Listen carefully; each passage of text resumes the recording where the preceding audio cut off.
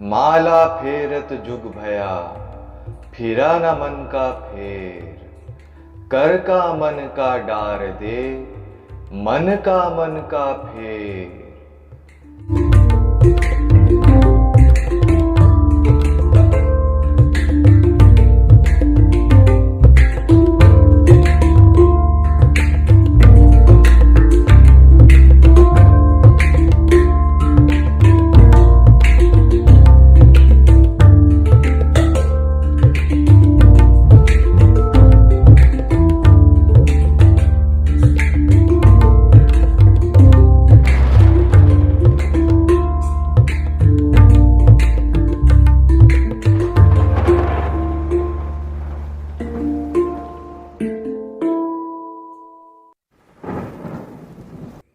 नमस्कार।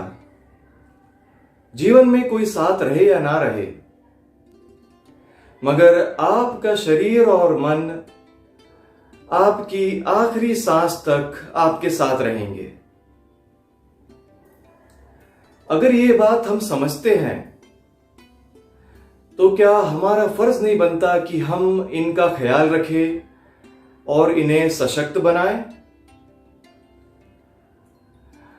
आज हम मन को समझने का प्रयास करेंगे, मगर यह बहुत ही मुश्किल काम है, क्योंकि अक्सर हम खुद के मन को ही पूरी तरह कभी समझ नहीं पाए। तो यहां बात हो रही है जितने लोग उतने मन की। इस विषय को कुछ प्रसंगों में समेटना काफी मुश्किल काम है, फिर भी मैं इस विषय के साथ पूरा न्याय करने का प्रयास करूंगा।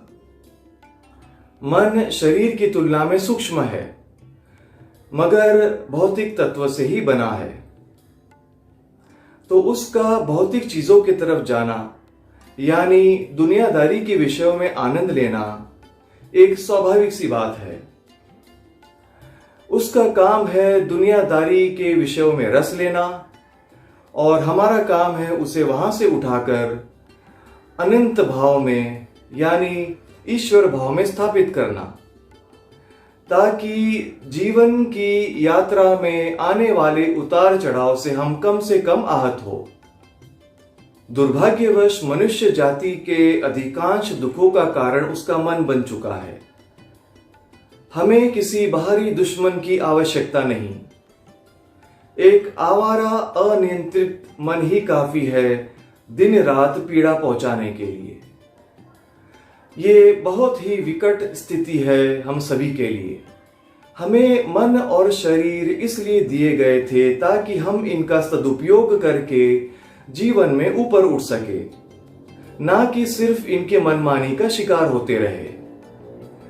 इनके सहारे हमें अस्तित्व में ऊपर उठकर अपनी सीमाओं और तकलीफों से खुद को मुक्त कराना है, ताकि हम अपने असली स्वरूप को पा सके, जो कि बहुत ही भव्य और विराट है। योग की सारी क्रियाएं मन और शरीर पर मास्टरी पाने के लिए है, इन्हें अपने अधीन करने के लिए है, ताकि हम इनके बंधनों से मुक्त हो सके। यदि आप एक योग साधक हो और उन आदतों से मुक्त हो नहीं पा रहे जिनसे अंततः पीड़ा ही पहुंचती है, तो आपको अपनी साधना पर पुनः विचार करना होगा, देखना होगा कि कहां कमी रह गई है। इसी मन का एक और आयाम है जो बहुत ही खूबसूरत है। विश्व में जितने भी सुंदर और भव्य निर्माण हुए हैं, वे सबसे पहले विचार के रूप में किसी छवि के अनुरूप उसके रचनाकार के मन में दिखाई दिए गए थे। ताजमहल के रचनाकार ने बस यूं ही संगमरमर और कुछ मजदूरों को लेकर इतनी भव्य आकृति खड़ी नहीं की।